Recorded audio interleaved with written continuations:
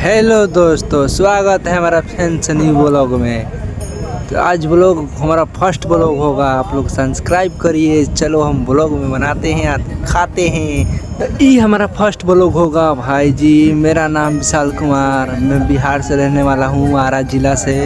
आप लोग कैसे हैं कमेंट करके बताइएगा सबसे पहले, ठीक है। चलो दिखाते हैं आपको कुछ। दोस्तों अभी चल रहा है सकरात के महीना, दम 14 तारीख के सकरात होगा। खचखच सब कोई आमदी अपना अपना में व्यस्त है और लाई चूरा ले जाने में व्यस्त है, खाने में व्यस्त है। चलिए आओ कुछ बताते हैं अपना ब्लॉग में, बने रहिए वीडियो में, बहुत मजा आएगा मेरा फर्स्ट ब्लॉग में। दोस्तों अगर आप लोग के ब्लॉग भी अच्छा अगर होगा तो माता रानी हमको आगे में रहेंगी, हम असली ब्लॉग बनाएंगे, ठीक है। आज से मेरा ब्लॉग बनेगा और रोस्ट भी बनेगा, बहुत मजा आएगा भाई जी, ठीक है।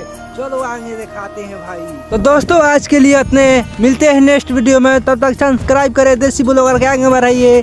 चलिए मिलते हैं नेक्स्ट वीडियो में, तब तक सब्सक्राइब करिए। टाटा बाय बाय भाई। Hello guys.